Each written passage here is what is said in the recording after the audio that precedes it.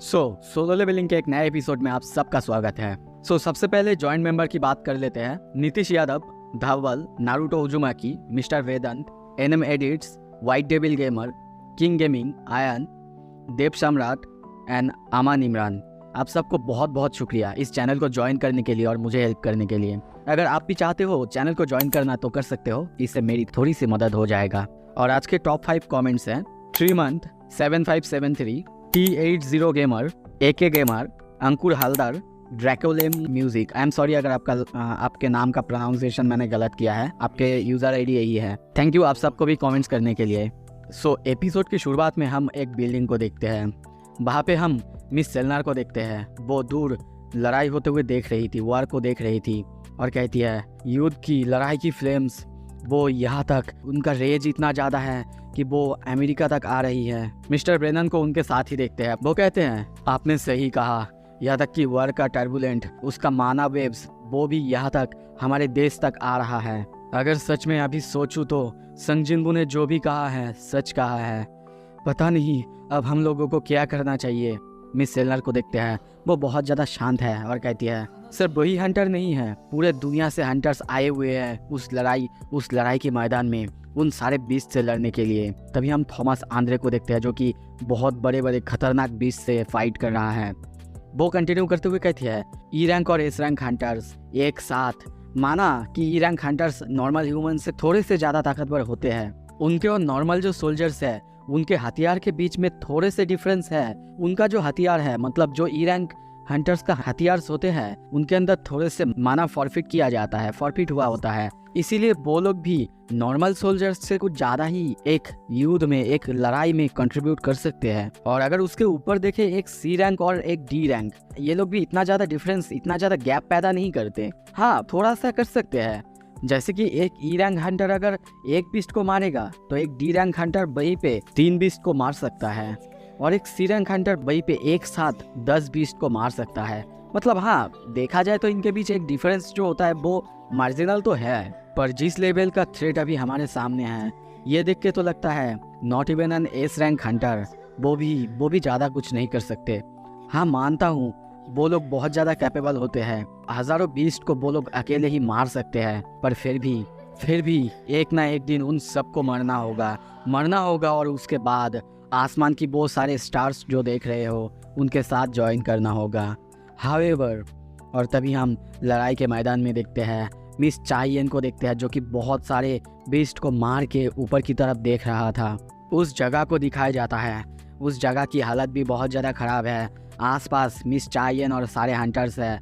वो लोग बीस्ट को मारने के बाद उनके ही ऊपर, उनके बॉडी के ऊपर है। मिस सेलनर कंटिन्यू करते हुए कहती है पर एक दिन जब वो सब एक फॉलिंग स्टार्स की तरह बन जाएंगे और आसमान से मीटियोर शावर गिरते हुए देखेंगे, उस दिन हमारे सामने हो सकता है द पॉसिबिलिटी ऑफ फ्यूचर।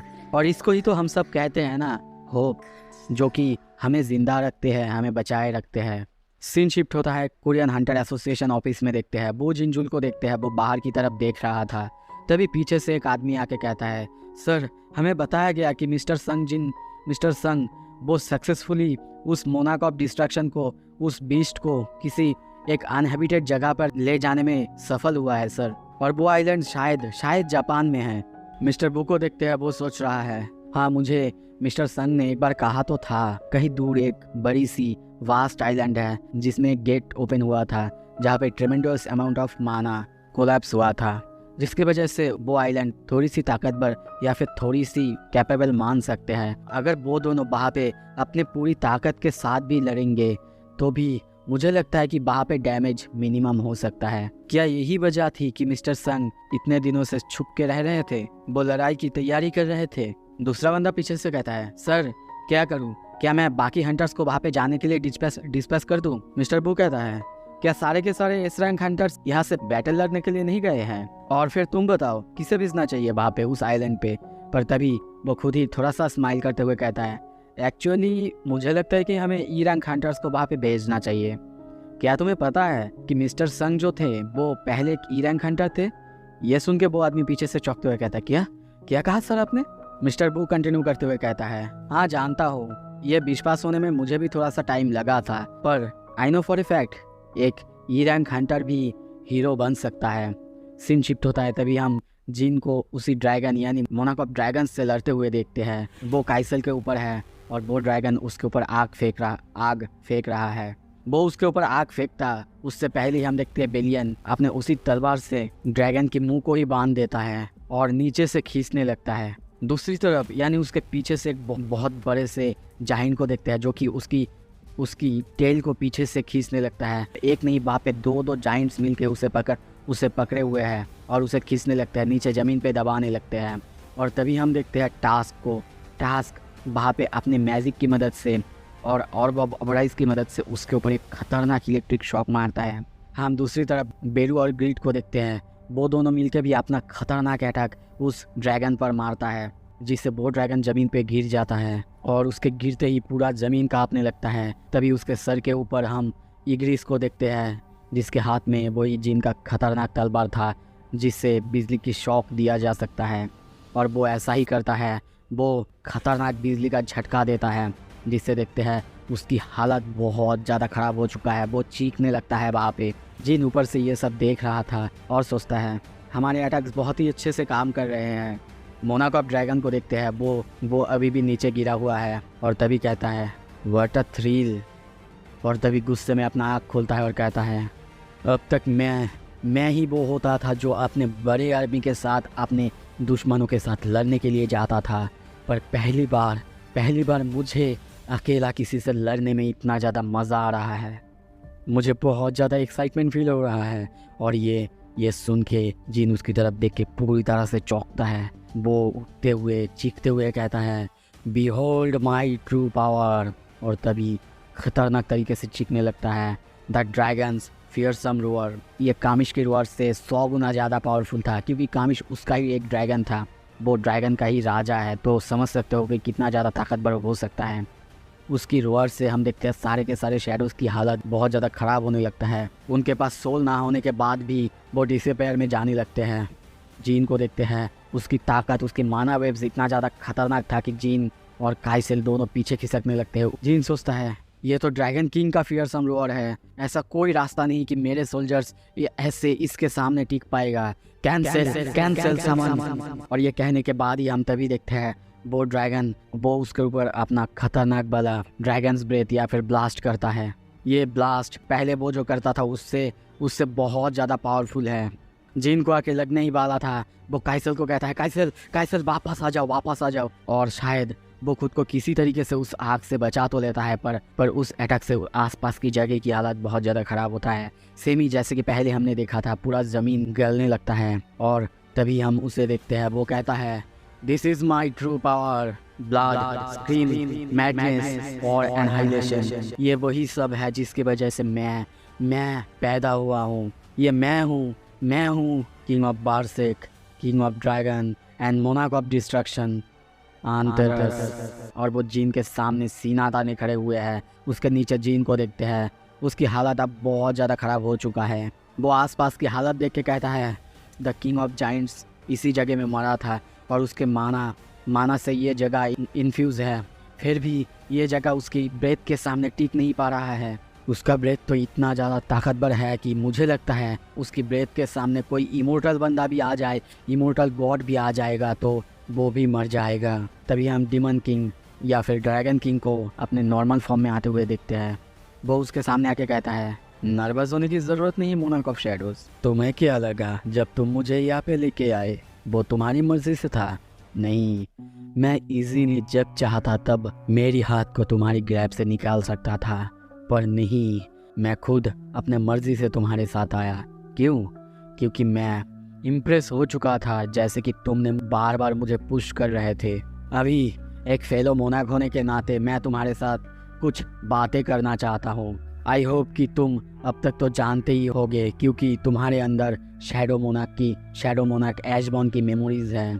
तो तुम्हें पता है दुश्मन मैं नहीं, दुश्मन तो कहीं बाहर ऊपर आसमान में है, द रूलर्स आर्मी। उनकी बस एक ही मिशन है कि उनको हमें यानी मोनाक्स को ख़त्म करना है, जो कि डार्कनेस से पैदा हुआ है। और तुम भी हम में से एक्सेप्शन नहीं हो मोनाक। मैं तो तुम्हारे साथ लड़ने के बाद उनके साथ फाइट करने के लिए तैयारी कर रहा था, पर तुम्हारे साथ लड़ने के बाद, तुम्हें लड़ते हुए देख के मैंने अपना मन बदल लिया है। तुम ऐसी एबिलिटीज़ को पोजेस करते हो जो कि ऐशबॉर्न से भी कुछ अलग है, कुछ डिफरेंट है, और तुम्हारी ऐसी एबिलिटीज़ मेरी ताकत बढ़ा सकती है और हमें जीत दिला सकती है। अगर तुम्हें अपनी फैमिली को सेव करना है तो ठीक है, अगर तुम्हें अपने कंट्री को सेव करना है तो ठीक है, मेरे सोल्जर्स और मैं यहाँ से चले जाएंगे। अगर तुम चाहते हो हम इस प्लेनेट को छोड़ दे तो ठीक है, इस लैंड का राजा बन जाओ, इस लैंड का मोनार्क बन जाओ। क्यों सिर्फ इस लैंड का, तुम इस पूरे पृथ्वी का ही राजा बन सकते हो, यहाँ तक कि तुम इससे ज़्यादा क्वालिफाइड हो। तभी देखते हैं वो उसके तरफ हाथ बढ़ाता है। जिन उसकी बातों को सुन के थोड़ा सा चिंता में पड़ जाता है। वो कहता है बस तुम्हें जो करना है वो है मेरी हाथ पकड़ना है तुम्हें। अगर हम लोगों ने अपने आर्मीज़ को एक साथ जोड़ दिया तो तुम्हारी फैमिली, तुम्हारी कंट्री और ये एंटायर प्लेनेट, इनको वापस शांति मिल सकता है और फ्रीडम मिल सकता है। मेरा ये ऑफ़र तुमको कैसा लग रहा है शैडो मोनार्क? क्या तुम मेरे साथ खड़े होके मेरे साथ लड़ना पसंद करोगे? जिन थोड़ा सा हंसता है और कहता है मुझे ऐसे हंसाओ मत।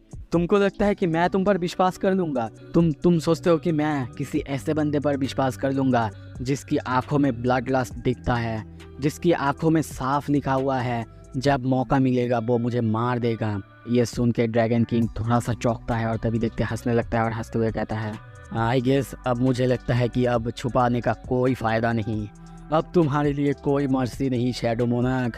अब तुम्हें तैयार हो जाना चाहिए असली फाइट के लिए। गुस्से में ड्रैगन किंग अपना रूप फिर से बदलने लगता है और तभी देखते हैं जिन को खतरनाक तरीके से अपने हाथों से अटैक करता है। जिन किसी तरीके से उसके हाथों से बच तो जाता है और काइसेल को बुलाता है, पर उस जगह की हालत बहुत ज़्यादा ख़राब होता है।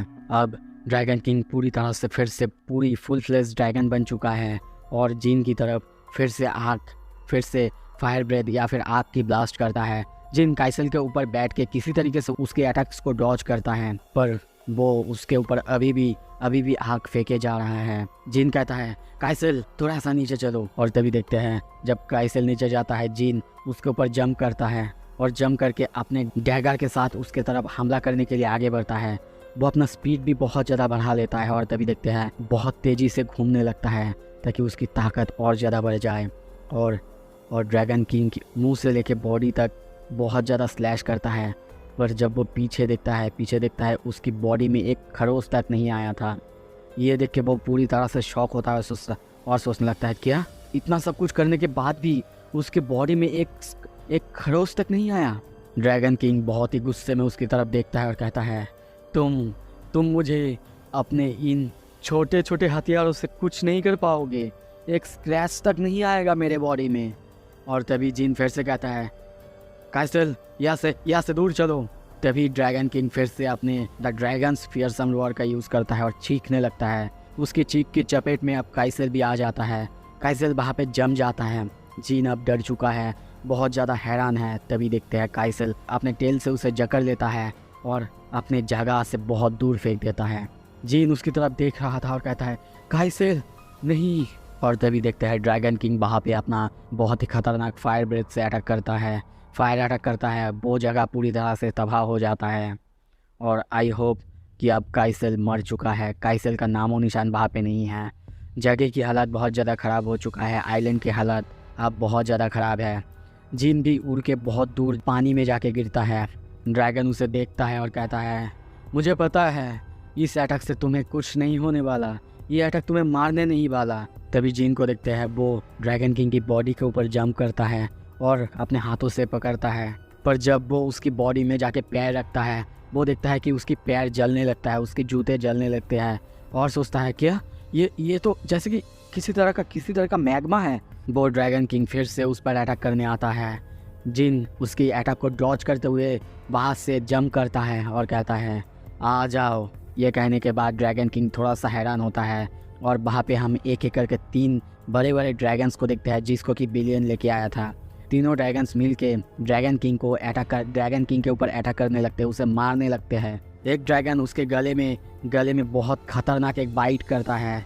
दूसरे को देखते हैं वो पीछे से उसके बॉडी के ऊपर बहुत ही खतरनाक एक फायर अटैक करता है। और ऐसे ही हम देखते हैं तीनों साइड से उसको 3 ड्रैगन्स मिलके हमला कर रहे हैं, उसके बॉडी के ऊपर हमला कर रहे हैं, उससे भी इस ड्रैगन को कुछ भी नहीं हो रहा है। जिन सोचने लगता है क्या बिलियंस के ड्रैगन वो था कि इसे जला नहीं पा रहे हैं, क्या मतलब है इसका।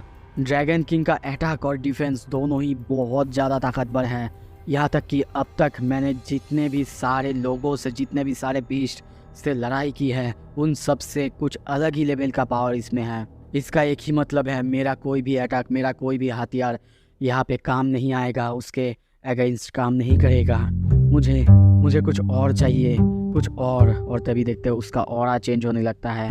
वो कंटिन्यू करते हुए कहता है कुछ और जो कि मुझे उसकी आयरन जैसे आर्मर को तोड़ने में मदद करे। और तभी वो कहता है रुको, क्या आर्मर। और तभी देखते हैं वहाँ पे बहुत ज़्यादा शैडो या फिर माना वेव्स आने लगते हैं, उसके चारों तरफ माना वेव्स बिखरने लगते हैं। ड्रैगन किंग को देखते हैं, उसने अपने ब्रेथ और अपनी ताकत से तीनों के तीनों ड्रैगन शैडोज को मार दिया है। और सामने देखते हुए तभी कहता है क्या तुम्हें सच में लगा तुम्हारे ये छोटे छोटे सोल्जर्स मुझे मार सकते हैं, मुझे रोक सकते हैं। पर तभी सामने देख के वो पूरी तरह से दंग रह जाता है, क्योंकि उसके सामने बहुत बड़ा सा डार्कनेस था। वो देख के सोचने लगता है ये क्या है। मैं फील कर सकता हूँ द पावर ऑफ डार्कनेस जो कि उसके आसपास गैदर कर रहे हैं, उसके आसपास घूम रहे हैं। और गुस्से में कहता है आखिर अब तुम क्या करने की कोशिश कर रहे हो। जीन सोचता है आर्मर, मैं मेरी पूरी बॉडी को एक आर्मर से रैप कर दूंगा, द पावर ऑफ डार्कनेस, जिससे एक ऐसी आर्मर बनाऊंगा जो कि बहुत ज़्यादा बड़ी होगी, बहुत ज़्यादा स्ट्रॉन्ग होगा, इतना ज़्यादा स्ट्रॉन्ग कि इसके मुकाबले में वो कुछ नहीं होगा।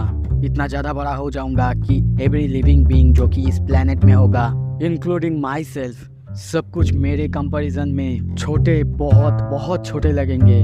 और तभी उसके आसपास बहुत बड़ी सी एक आर्मर को गैदर होते हुए देखते हैं, डार्कनेस को गैदर होते हुए देखते हैं, और एक बहुत खतरनाक आइस को देखते हैं जो कि अब ड्रैगन किंग को देख रहा था। आर्मर या फिर ये शैडो इतना ज़्यादा बड़ा था, ये डार्कनेस इतना ज़्यादा बड़ा था कि उसके सामने अब ड्रैगन किंग भी छोटा सा चींटी जैसा लग रहा था। वो ऊपर देख रहा था, ये देख के पूरी तरह से हैरान और डरा हुआ है और सोचने लगता है क्या ये कोई स्पिरिचुअल बॉडी मैनिफेस्टेशन है। नहीं, ऐसा नहीं हो सकता, ये तो इम्पॉसिबल है। शैडो मोनार्क वो तो ओरिजिनली एक फ्रेगमेंट्स ऑफ ब्रिलियंट लाइट है। इसका मतलब है उसके पास कोई हाइडन फॉर्म नहीं होना चाहिए। क्या मैं सही हूँ ना? सही है ना ये? तो फिर कैसे वो खुद को इतना ज़्यादा बड़ा, इतना ज़्यादा जाइगेंटिक साइज में कन्वर्ट कर सकता है? क्या इसका मतलब उसने इस प्लेनेट में द पावर ऑफ डेथ को समन कर लिया है? पर कैसे? ऐसा नहीं होना चाहिए। कैसे कोई ह्यूमन जो कि कुछ ही देर पहले बहुत कमज़ोर था, वो इतना ज़्यादा ताकत डेथ की पावर को होल्ड कर सकता है? क्या? और तभी जीन को देखते हैं, वो अपने आप को अब देख रहा था, अपने हाथों को देखने लगता है और कहता है क्या ये रियली मैं ही हूँ? शायद यही है true power of the shadow monarch जो कि एशबॉर्न ने मुझे दिया था। और तभी उसे हम एक बहुत ही खतरनाक रूप में देखते हैं। और वो कंटिन्यू करते हुए कहता है मैं फील कर सकता हूँ जो पावर मेरे अंदर, मेरे रगों में दौड़ रहा है। तभी ड्रैगन किंग उसे सामने देखते हुए कहता है अब मुझे समझ में आ गया कि तुमने ऐसा कैसे किया। तुमने बहुत ज़्यादा टाइम लाइफ और डेथ के बीच बिताया है, उनके बॉर्डर लाइन के बीच बिताया है। और तभी उसके ऊपर अटैक की तैयारी करता है और सोचने लगता है ऑल दिस टाइम को पावर देने के पहले भी ये बंदा अपना फाइट खुद लड़ रहा था सरवाइव करने के लिए। शायद इसीलिए शैडो मोनार्क एशबॉर्न ने इसे अपना पावर दे दिया, अपना फुल पावर दे दिया है। और ये एक ऐसी ही बंदा है जो कि उसके फुल पावर को अपने अंदर समा सकता है और हैंडल कर सकता है। सो जैसा कि मैंने सोचा था वो बहुत ज़्यादा डेंजरस है, बहुत ज़्यादा डेंजरस। तो मुझे जल्दी से जल्दी उससे छुटकारा पाना ही होगा। और तभी वो अपना फायर ब्रेथ से जीन पर अटैक करता है, जीन की नए फॉर्म पर अटैक करता है। पर तभी जीन को देखते हैं, वो भी अपना हमला उस पर करता है जो कि उसकी फायर को बीच से काटते हुए उसके ऊपर अटैक करता है। ये अटैक पहली बार उसे लगता है और वो चीखने लगता है। दोनों अब एक दूसरे को देखने लगते हैं और तभी एक दूसरे पर अटैक करने के लिए एक दूसरे को मारने के लिए दौड़ने लगते हैं। और कुछ ही देर बाद हम दोनों को आमने सामने देखते हैं। दोनों एक दूसरे से भिड़ जाते हैं। उन दोनों की अटैक की पावर अब इतना ज़्यादा था कि लगता है कि अब ये आइलैंड सह नहीं पाएगा इनकी अटैक की पावर, इनकी माना वेव्स की पावर। ये एपिसोड यहाँ पे ख़त्म करते हैं। अगला एपिसोड जल्दी आएगा। Thank you so much. अगर आपने सब्सक्राइब नहीं किया है, सब्सक्राइब कर दो।